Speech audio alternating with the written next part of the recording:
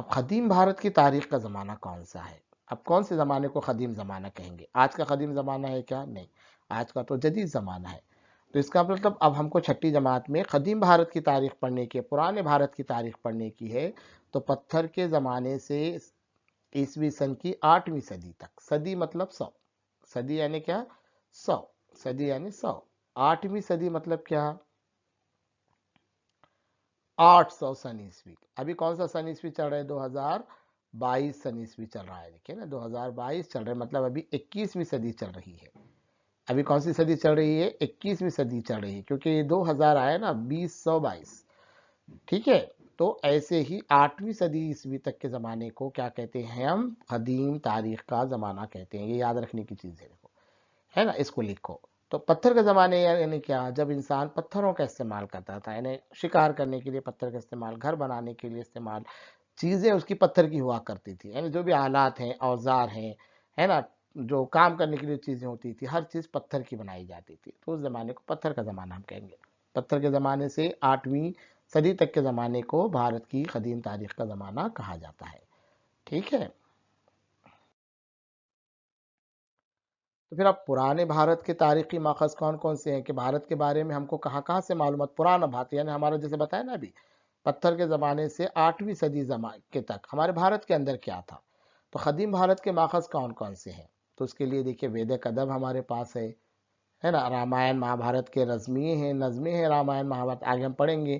جین اور بدھ کے گرنتھ ہیں، جین مذہب ہے ایک، جیسا ہمارا اسلام ایک مذہب ہے ویسے جین ایک مذہب ہے، بودھ ایک مذہب ہے، تو ان کی جو کتابیں ہیں وہ ہمارے پاس ہیں، ڈرامے ہیں، نظمیں ہیں لکھی ہوئی، ہے نا، غیر ملکی سیاحوں کے سفر نامے ہیں۔ سیاح، آپ نے یہ لفظ پڑھا ہوگا اردو کے اندر، جو سیر و تفریح کے لیے ایک جگہ سے دوسری جگہ گھومتے ہیں، معلومات حاصل کرنے کے لیے ایک جگہ سے گھومتے ہیں، تو انہوں نے کیا کیا؟ اپنا سفر ختم ہونے کے بعد سفر نامے لکھے کہ بھئی میں یہاں گیا تھا، بھارت میں ایسا تھا، میں اس بھارت کے اس شہر میں پہنچا، وہاں پر ایسے ایسے تجارت دکھی، یہاں پر عمارتیں ایسی ہیں، موسم ایسا ہے، یہ سارا اپنی تفصیل سفر ناموں میں لکھے، وہ بھی ہمارے پاس ہیں، ہے نا۔ کتبوں اور ستونوں کی تحریری ہیں، ستون یعنی ایسی عمارتوں کے اندر ستون بنائے جاتے، ہے نا، اونچے اونچے ستون بنے ہوئے ہیں، تو یہ جو ستونوں پر لکھا ہوا ہے وہ بھی تحریر ہمارے پاس تاریخ کے ماخذ کے طور پر استعمال ہوتی ہے۔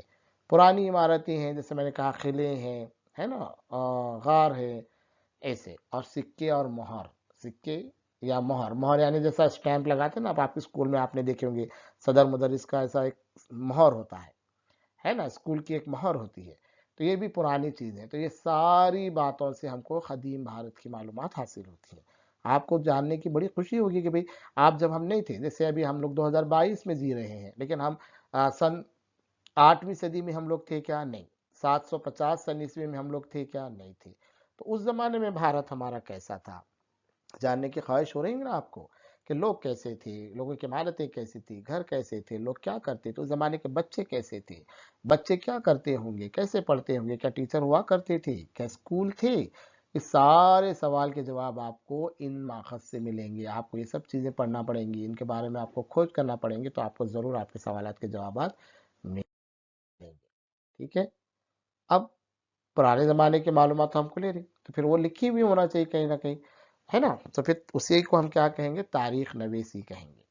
تاریخ نویسی یعنی کیا؟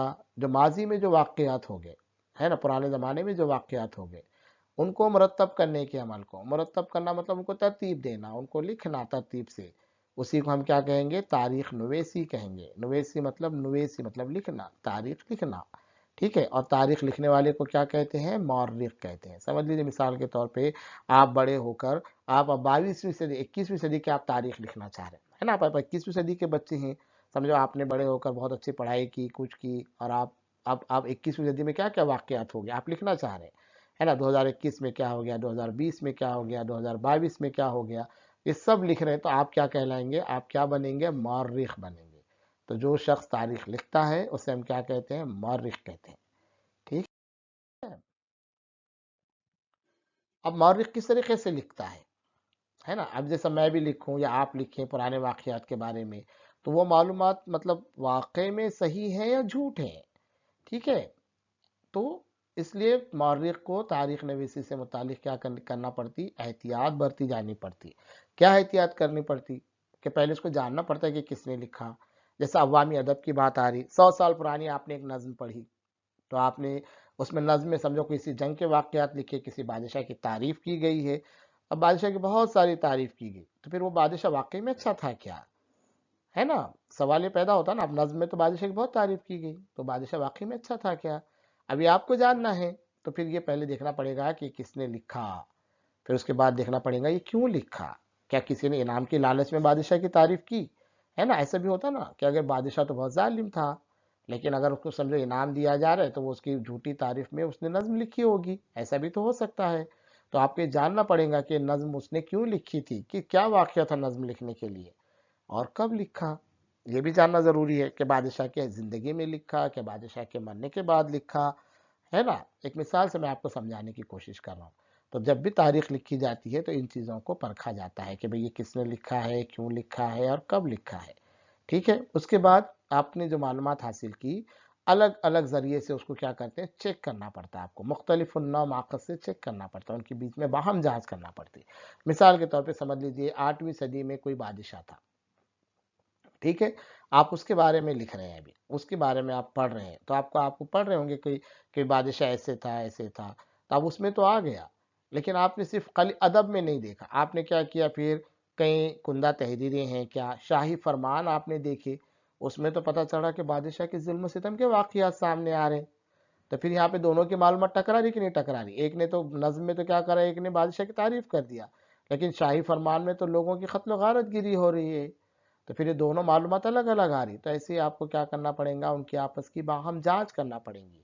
हाँ, अगर समझ लीजिए नज्म में बादशाह की तारीफ की गई है, 8वीं सदी का कोई बादशाह था, उसकी तारीफ की गई है, नज्म में तो बहुत तारीफ की गई है, शाही फरमान में भी बादशाह के ऐसे हुक्म है कि जब वाम के लिए है, लोगों की भलाई के लिए है, तो फिर आप कह सकते हैं कि वाकई में शायर ने क्या किया, ये नज्म सही लिखी, बादशाह वाकई में क्या था, रहमदिल था। इस तरीके से बाहम जांच करना जरूरी। ठीक है? तो हम लोग पढ़ रहे थे तारीख के माकस, उम्मीद है कि आपको ये समझ में आया होगा। तो आप जगह जगह जहाँ पर ये इस वीडियो को रुकाएं, आपके सवालात अगर हों तो कमेंट बॉक्स में लिखें, और उसको अपने दोस्तों के साथ आप क्या करें, ज़रूर शेयर करें। चलिए, बहुत बहुत शुक्रिया। Thank you.